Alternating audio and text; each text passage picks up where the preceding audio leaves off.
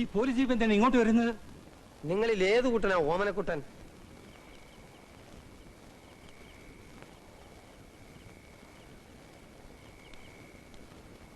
ഞാൻ തന്നെ. Very nice to meet you. Thank you. Station വരെ ഒന്ന് വരണം. എന്തിനാ? എന്റെ SIക്ക് ഒന്ന് കാണാനാ. അദ്ദേഹത്തിന് ഉറങ്ങുന്നതിന് മുമ്പായിട്ട് ആരെങ്കിലും പിടിച്ചൊന്ന് ഉമ്മ വെക്കണം. അതിനാ.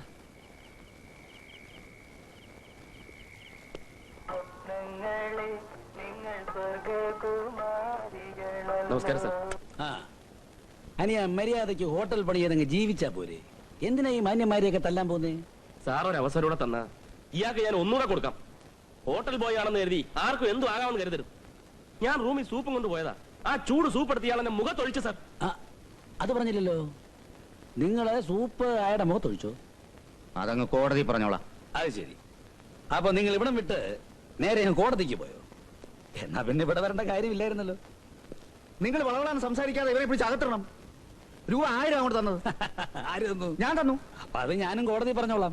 റഹ്മാൻ സാർ, അനിയ ഐ ആം സോറി. ഇയാളെ വന്ന പോലെ കൊണ്ടാക്കിയേക്കണം. നമ്മളവര് ശരിയായി. ഇതിലേ തരണം. ഒരു ചായ കുടിച്ചിട്ട് പോവാ. ചായ കുടിക്കാനാണോ സാറേ എന്നെ ഈ നേരത്തെ മെനക്കെടുത്തത്? ജഗന്നാഥവർമ്മയോട് കളിക്കല്ലേ. കളിക്കാൻ കൊള്ളുകയല്ല. കക്കാനാണെങ്കിലും കൊല്ലാനാണെങ്കിലും ഒരു അണ്ടർസ്റ്റാൻഡിങ് വേണം. 1000 രൂപ എന്ന് പോലും. താൻ വെറും ഒരു ചാവാലി ഇൻസ്പെക്ടർ ആടോ. തന്നെ എവിടെ നിർത്തണമെന്ന് എനിക്കറിയാം.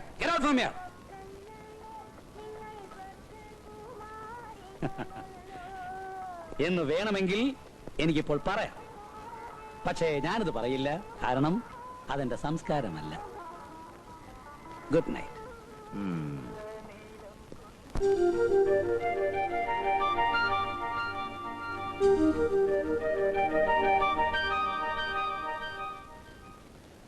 റഹ്മാൻ സാർ, ഒരു ഗ്ലാസ് വെള്ളം കുടിച്ചാട്ടെ. എന്താടാ? എന്താ എന്നെ വിളിച്ചേ? എന്താ എന്നെ വിളിച്ചേ? എടാന്ന്.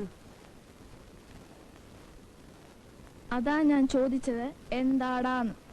എനിക്ക് ഒരു പേരുണ്ട്, തോമസ്. അത് വിളിച്ചാ മതി. എടാന്ന്. ആഹാ, ഊണ് കഴിക്കാൻ വിളിച്ചോണ്ട് റഹ്മാൻ അടുക്കള തന്നെ ഇരിപ്പായോ?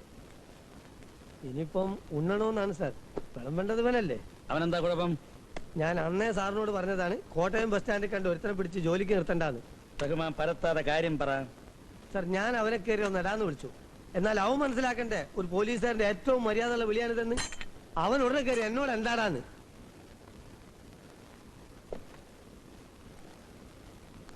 അവൻ അങ്ങനെ വിളിച്ചു? വിളിച്ചു സാർ. ചോദിക്കും. തോമസ്,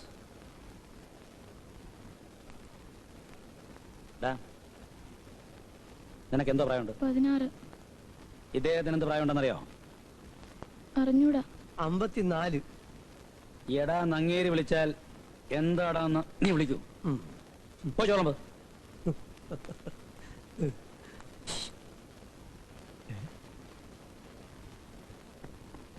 എന്താ സാർ പതിവില്ലാതെ എന്നോട് ഇങ്ങോട്ട് വരാൻ പറഞ്ഞേ? ഞാൻ പറഞ്ഞില്ലേ, മുജീബ് റഹ്മാന് ഒരു നല്ല ചാപ്പാട് തരാന്ന് കരുതി. അതാ ചോദിച്ചേ, പതിവില്ലാതെ എന്തെങ്കിലും വിശേഷം ഉണ്ടോ? ആ, ഒരു ചെറിയ വിശേഷമുണ്ട്. എനിക്ക് ട്രാൻസ്ഫർ ആയി. എങ്ങോട്ട്? ദത്തമംഗലം.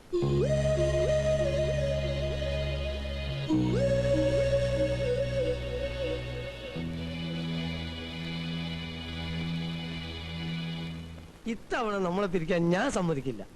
സാറ് തത്തമംഗലത്തേക്ക് പോയിക്കോ. ഈ മുജീബുർ റഹ്മാൻ അവിടെ എത്തിയിരിക്കും. അതിനുള്ള വകുപ്പ് എന്റെ കയ്യിലുണ്ട്. ഭക്ഷണം കഴിക്കാം. തോമസ്, ഇവനെ എന്ത് ചെയ്യണമെന്ന് ഞാൻ വിചാരിക്കുക. എത്ര നേരമായി ഭക്ഷണം പോകാൻ പറഞ്ഞിട്ട്.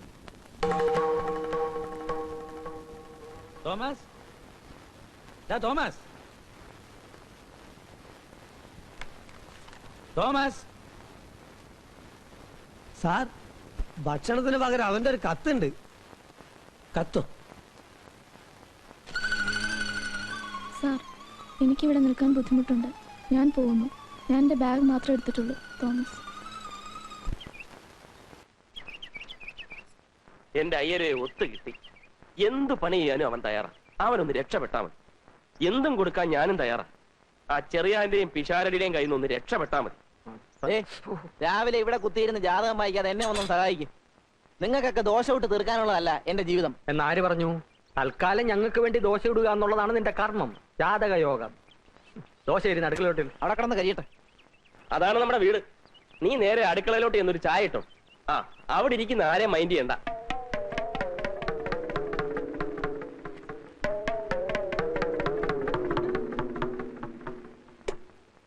നീ ഏതാടാ?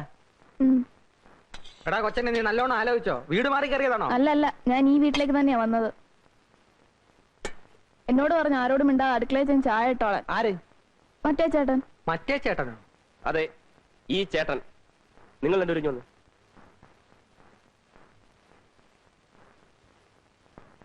ദേ, ഒരു കാര്യം ഞാൻ പറഞ്ഞേക്കാം. ഇനിയെങ്കിലും ഈ വീട്ടിൽ സമാധാനം വേണം. ഇന്നു മുതൽ അടുക്കള കാര്യമല്ല അവൻ നോക്കിക്കൊള്ളു.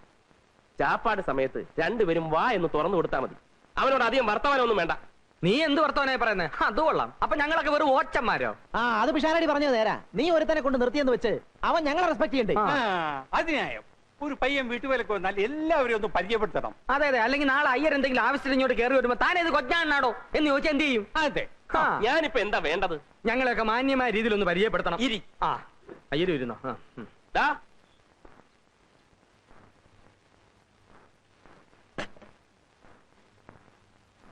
ഇന്നു മുതൽ നിനക്ക് 3 ചേട്ടന്മാരാണുള്ളത്. 3 അല്ല 4. 3 ചേട്ടന്മാരും ഒരപ്പൂപ്പനും. എല്ലാവരെയും നീ ഒരുപോലെ കാണണം, സ്നേഹിക്കണം, അനുസരിക്കണം. എന്താടാ അതിന്റെ പേര്? രാംകുമാർ ചെങ്ങമനാട്. നീ ചെങ്ങമനാട് മൊത്തം മേടിച്ചോ? അല്ലേലും രാംകുമാർ എന്നൊക്കെ വിളിക്കാൻ വലിയ പാടാ. വല്ല IAS ഓഫീസറെയും വിളിക്കുവാന്ന് വിചാരിച്ചു. നമുക്കിവനെ രാമാന്ന് വിളിക്കാം. വിളിക്കാനൊരു സുഖമുണ്ട്, പുണ്യവും കിട്ടും. രാമ രാമ. അത് മതി. എന്താടാ എന്റെ നക്ഷത്രം? ചിത്തിര. എന്താ?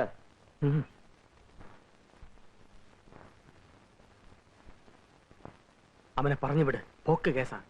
ചിത്തിര നക്ഷത്രം, അക്കുടി നാശം, സ്ഥാനഭ്രംശ, ധനക്ഷയം, അഖില ശരീര അസ്വാസ്ഥ്യ ദുഃഖാന്തിത. താൻ തന്നെ പാട് നോക്ക്, ഒരു കുഴപ്പമില്ല. നീ ഒന്നേ, നീ അവന്റെ ചെവി ശ്രദ്ധിച്ചോ?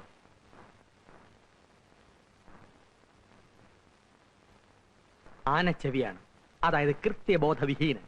നിനക്ക് മനസ്സിലാകുന്ന ഭാഷയിൽ പറയാം, ഗജ ഫ്രോഡ്. അത് ഞാൻ നോക്കിക്കൊള്ളാം. എല്ലാം സാറ് നോക്കിക്കൊണ്ടാ മതി. തൽക്കാലം അവനൊന്ന് പണി ചെയ്ത് തുടങ്ങട്ട്.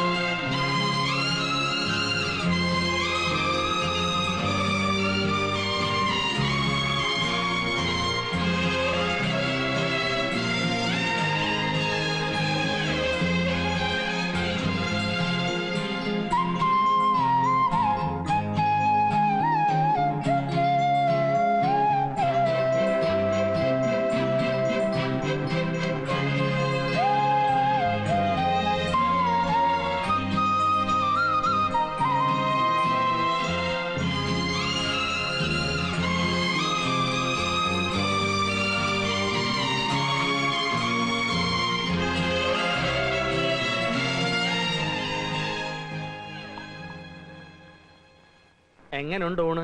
കൊള്ളാം. എന്നാ കൊള്ളുകാല. കന്നാലിക്ക് കൊടുക്കുന്ന പോലെ ചേനയും വാഴയ്ക്കും കണ്ടം തുണ്ടമായി വെട്ടിയിട്ട് പുഴുങ്ങി അവിയലാകില്ല കേട്ടോടാ. അങ്ങനെ അങ്ങ് ആക്ഷേപിക്കൊന്നും വേണ്ട, അവൻ നന്നായിക്കോളും. പണ്ട് എനിക്ക് അൾസറ, എനിക്ക് എന്റെ ആരോഗ്യം നോക്കിയേ പറ്റൂ. എന്നാ എനിക്ക് എന്റെ ആരോഗ്യം നോക്കിയേ പറ്റത്തുള്ളൂ. എനിക്ക് ഇനി കണ്ടവനെ ക്ലാസ് ഇടാൻ പറ്റിയല്ല. വേലക്കാരൻ വരുന്നതിന് മുമ്പ് അതിന്റെ കുഴപ്പം, ഇപ്പൊ വന്നപ്പോ അതിലും കുഴപ്പം ഉണ്ടോ? ഓ, അങ്ങനെ എനിക്ക് വേണ്ടി വെയിറ്റ് ചെയ്യുന്ന പതിവൊന്നും ഇവിടെ ഇല്ലല്ലോ. എന്നാ ഉണ്ണുന്നതിന് മുമ്പ് കുറച്ച് വെള്ളം ബാത്റൂമിൽ വെച്ചേക്കണം, ഉടനെ ആവശ്യം വരും. ഓ, അത്രയ്ക്ക് പോറൊന്നുമല്ല. നീ എന്തിനാ അവന്റെ സൈഡിൽ നിൽക്കുന്നേ? പിന്നെ ഇയാൾ ഉണ്ടാക്കും. നിങ്ങൾ ഇങ്ങനെ കീരിയും പാമ്പും കളിച്ച് ഇനി എന്നെ മണ്ടനാക്കാൻ ശ്രമിക്കണ്ട. എന്ത് പ്രശ്നം വന്നാലും 1 മാസം അവനിവിടെ നിൽക്കും. അതിനാവും വെച്ച് ഞാൻ അവനെ എല്ലാം പഠിപ്പിച്ചെടുത്തോളാം. അല്ല, അവനെ പഠിപ്പിച്ചെടുക്കാൻ അങ്ങ് തീരുമാനിച്ചു. എന്നാൽ അവൻ എവിടെ കിടക്കും?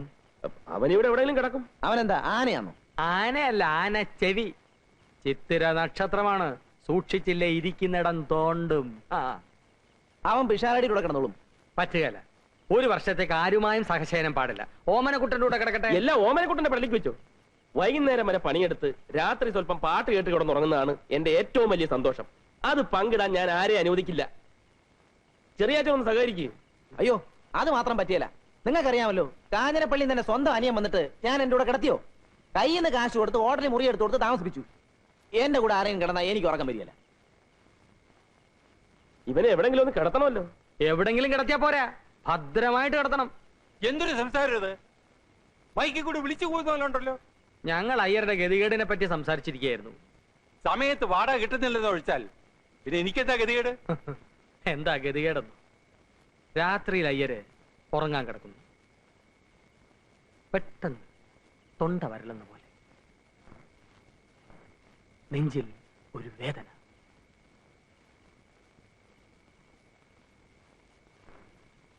സംഭവിക്കാൻ വേണ്ടി പറയുന്നതല്ല. അയ്യർ കാലിയാകാൻ പോകുന്നു. ഒരു ഗ്ലാസ് വെള്ളം വേണം. എന്ത് ചെയ്യും? ഞാൻ പറഞ്ഞു ശരിയല്ലേ ഓമനക്കുട്ടാ? ശരിയാണോന്ന് ചോദിച്ചാ അങ്ങനെ സംഭവിക്കാവുന്നതേ ഉള്ളൂ.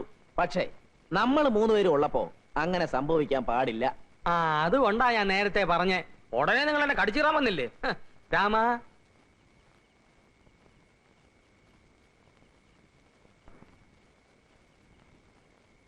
രാമ, നീ പകൽ മുഴുവൻ ഇവിടുത്തെ പണിയൊക്കെ തീർത്തിട്ട് രാത്രി അയ്യരുടെ കൂടെ പോയി കിടന്നോണം. പോത്തുവലയിടന്ന് ഉറങ്ങാനല്ല.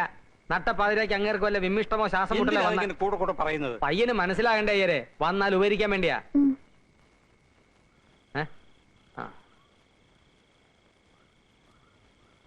ഷാരടി, നിങ്ങളല്ലേ പറഞ്ഞത് അവൻ ആനച്ചെവിയാണ്, സൂക്ഷിക്കണം.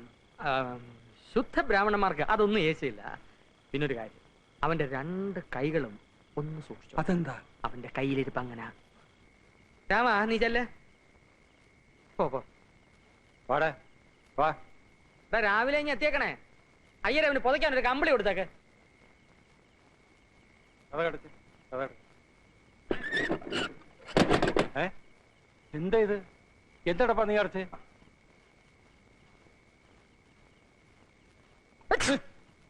എന്താ ഇത്? ഞാൻ തുമ്മിയതാ. ശ്ശോ.